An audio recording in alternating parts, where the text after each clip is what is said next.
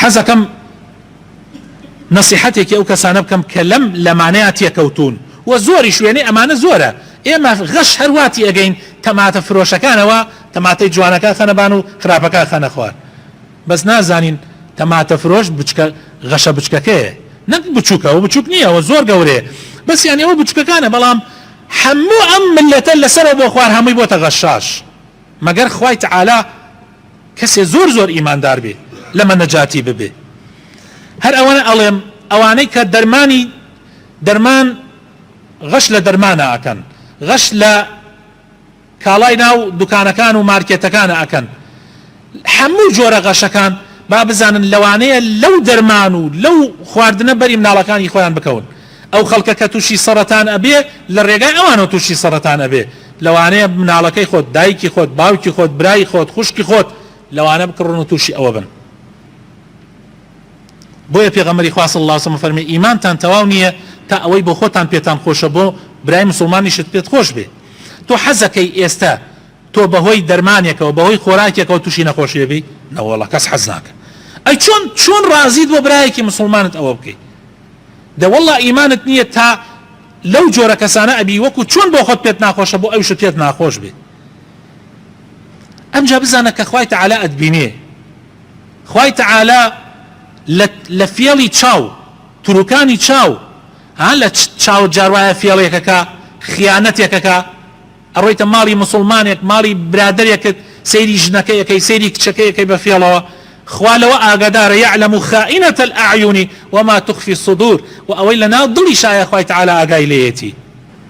بزانە مسلمانی بەڕێز کە خۆت شایەتمانت هێناوە، با بزانی زۆربەی ئەو فێڵانە لە دنیا خوا ئینتقامت لێ ئەکاتەوە، تۆڵەت لێ ئەکاتەوە.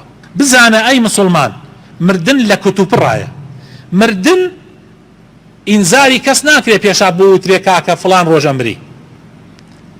ئەو برا بەڕێز و مسلمانە بەڕێزانەمان کە لەم مزگەوتە ئێمە بوون بەتەما بوون 10 ساڵی تر لەم مزگەوتە دانیشتنوێژی جمعە بکەن، بەس هەمویان ماڵ ئاوایان لێ کردین و گەڕانەوە بۆ لای خوای پەروەردگار.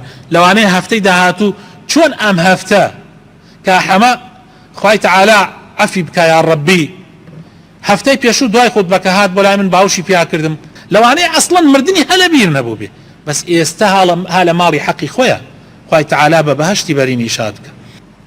ئیتر حەقا ئینسانی مسلمان ئاگای لە خۆی بێ. ئەم جەواب بزانی کە ئەگەڕێتەوە بەلای خوای تەعالا بە حەق و تەنیا ئەگەڕێتەوە بەلای خوای تەعالا، یعنی کەست لەگەڵا نییە. ئەو مناڵەی کە تۆ لەبەر خاتری ئەو فێڵەکەیت و پارە بۆ پارە طبعا، ئەو کەسوکارەی ئەو ژن و کەسوکارەی کە بۆ ئەوان فێڵەکە ئەەکەی، واللهی برا خۆشەویستەکانم، واللهی لەوانەیە لە پاش خۆت ژنەکەت 1 ساڵ چاوەڕێ نەکاشوو بکە، مناڵەکانت ئەسڵەن تۆیان لەبیر نامێنێ، لەوانەیە لە تەعزیەکەتە لەسەر میراتەکەت بکەن بە شەڕ و گوێنت پێ بدەن. و من ئەمەم بینیوە. ئیتر چی پێویستە کە کاتۆ لەبەر خاتری ئەوان قیامەتی خۆت ئەسووتێنی؟ لە ڕۆژی قیامەتە ئەو کەسانی کە فێڵبازن ئاڵایە تایبەتیان هەیە بەرز کراوەتەوە عەلەمێکا بەدەستیان و ئاڵایەک لە ڕۆژی قیامەتە لەقەی نووسراوە ئەلغادر، ئەمە غادر و فێڵبازەکەیە، هەموو عالەمەی بینی. حەزەکەی ئەوە تۆ بووی؟ ئەبێ بینە خۆمانە برا بە ڕێزەکانم، لە ڕۆژ قیامەتە چاوت، گوێت، زمانت، دەستت، پێت، پێستەکانت، پێسی لاشت هەمووی ئەبێ بە شایەت بەسەر تۆ لە ڕۆژی قیامەتە.